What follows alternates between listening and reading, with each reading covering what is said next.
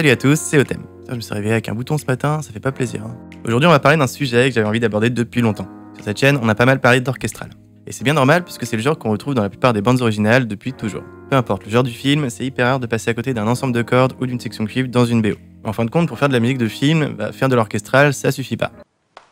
À la boulette. L'autre jour, je regardais une interview de Junkie XL, un des plus gros compositeurs de musique de film d'aujourd'hui, et il disait ceci. Some people come in and they're like 100% electronic musicians, and I'm saying like it's very important to understand the orchestra. And then there's people that come in that want to be the next John Williams, and I say, well, I respect that, but you have to know a thing or two about modern synthesis, because you don't want to be in a situation where you get hired to do a big adventure film that starts out as an orchestral score.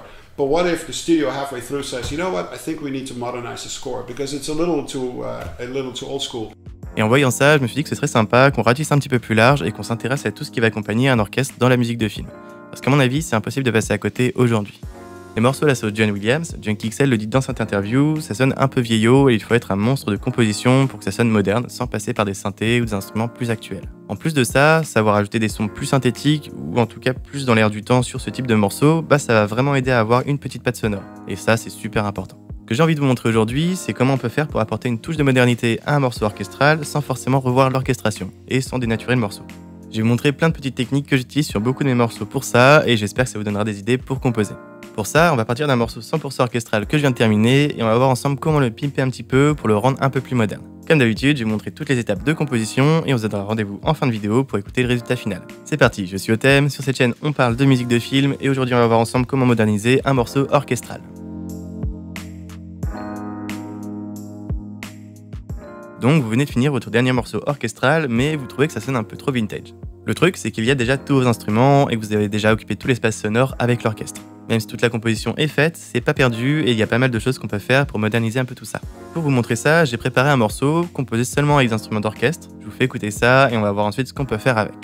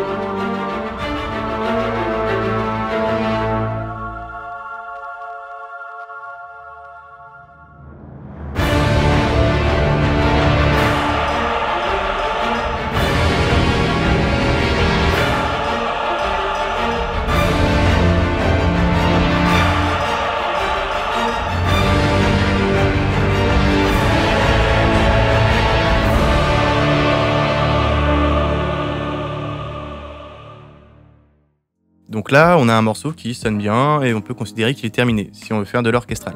Maintenant, qu'est-ce qu'on peut faire pour lui ajouter un petit truc en plus? Pour commencer avec l'intro, on va remplacer le fondu du volume en entrée par une automation de filtre passe-bas. Ça, c'est bien synthétique et ça annoncera la couleur dès les premières secondes du morceau.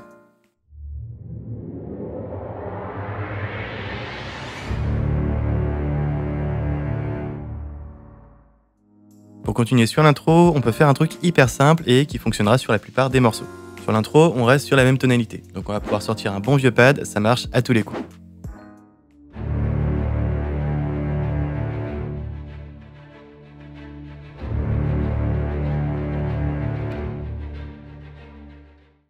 Ok, c'est pas le plus flagrant, mais j'ai envie de garder l'intro assez épurée, donc ce sera un détail assez subtil, mais suffisant pour donner au son une couleur un peu plus actuelle. Là où ça va être plus intéressant, ça va être sur la suite. On voit qu'on a une mélodie qui démarre tranquillement et qui va jouer en boucle pendant une douzaine de mesures. Un truc qu'on peut faire pour donner un peu de mordant à cette mélodie et la mettre un peu plus en avant, c'est de la doubler avec une guitare électrique. Si vous savez jouer de la guitare, c'est vraiment un instrument super pratique pour la musique de film, donc n'hésitez pas à en mettre dans vos morceaux. Perso, je trouve que c'est un instrument qui se marie super bien avec un orchestre, et ça dépanne pas mal d'avoir ça sous le coude. Pour pas que ce soit trop brutal, on va couper les aigus avec un filtre et la faire entrer progressivement. Sinon ça sonnera trop rock et c'est pas du tout ce qu'on veut.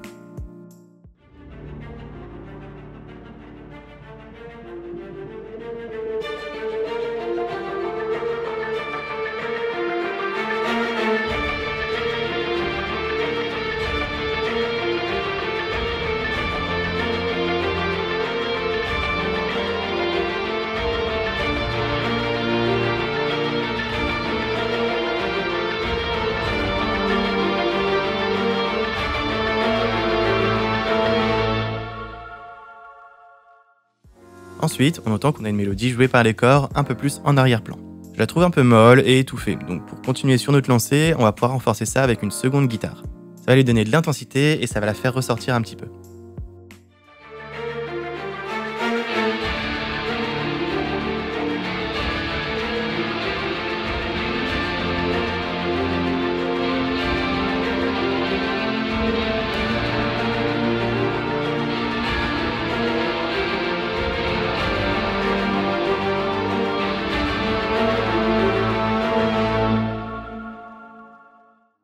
Là, je trouve qu'on est pas mal avec les guitares, mais je trouve que ça manque de synthé. J'ai envie d'ajouter un synthé qui accompagne l'harmonie discrètement, juste assez perceptible pour qu'on le ressente sans trop attirer l'attention. Pour ça, je vais sortir une émulation du Moog MG1. C'est un plugin gratuit et assez sympa à utiliser, donc n'hésitez pas à l'essayer, je vous mets ça en description. Là, on va créer une séquence qui va venir suivre à la fois la basse et la mélodie, avec un son assez soft pour que le synthé reste en arrière-plan, tout en gardant un petit peu de volume.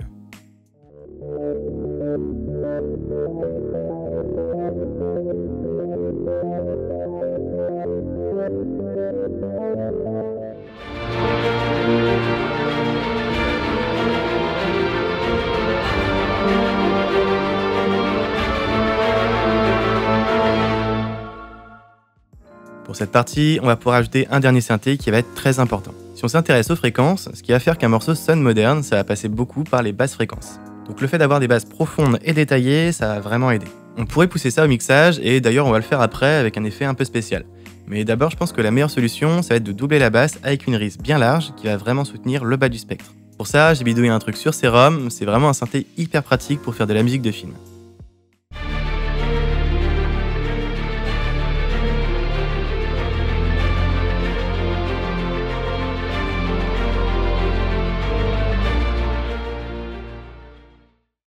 Pour finir, on va venir caler un trémolo sur les chœurs qu'on entend à l'arrière-plan. Ça va amener un rythme régulier en fond et ça créera un effet particulier pendant la transition entre cette partie et la suivante, puisque les chœurs jouent en solo pendant quelques mesures.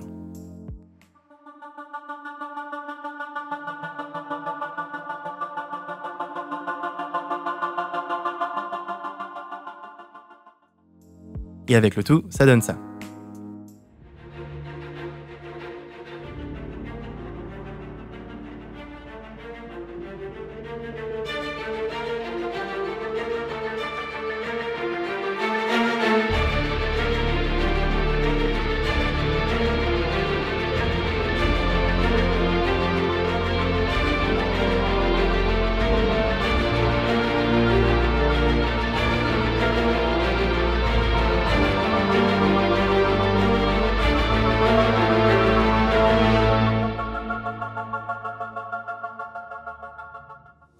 Pour la suite, on s'enfonce dans un truc un peu plus sombre. Et ça, j'aime bien.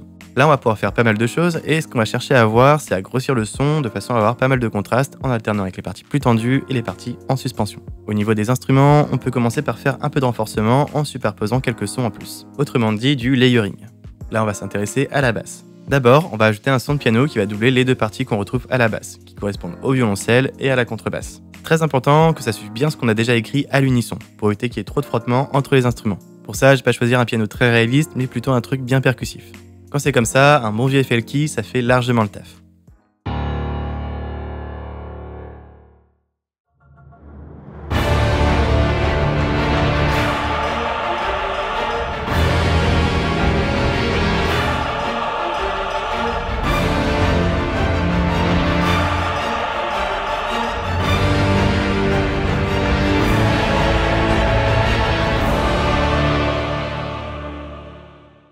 Pour donner un peu de pêche au cuivre, on va superposer un synthé qui va doubler le tuba. On prend un son très proche d'un vrai cuivre avec un petit peu de distorsion. Ça marche super bien.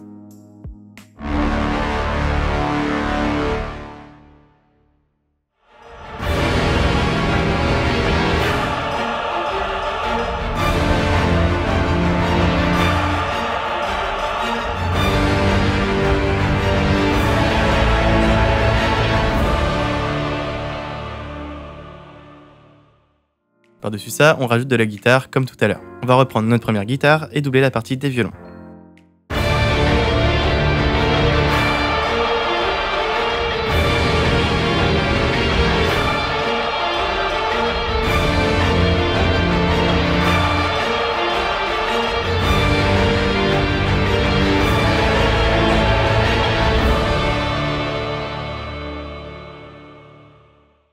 Pour la deuxième guitare, cette fois on va en sortir une un peu plus lourde.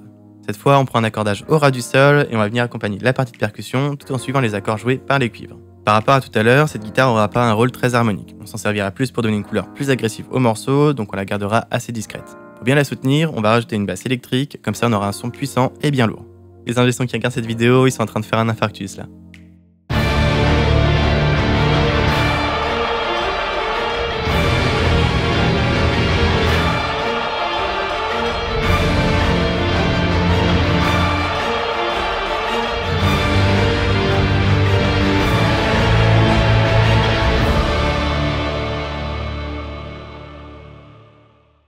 Pour alourdir encore un peu, on peut faire un truc au mixage sur la partie cuivre et la partie corde. J'avais vu ça dans une vidéo de Paul Thompson qui bosse chez Spitfire Audio. J'avoue que j'y avais jamais pensé avant, mais je trouve que l'idée est plutôt bonne.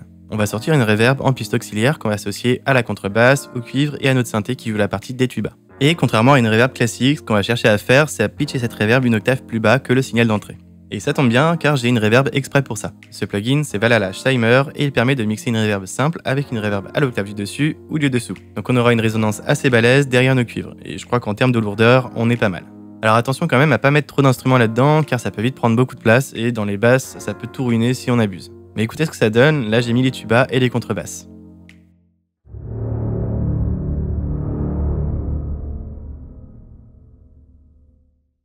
Je sais pas vous, mais moi j'aime beaucoup. Pour finir, on peut ajouter quelques effets un peu plus synthétiques sur les percussions. Des sons d'impact, des downers, des effets de montée, ce sera parfait.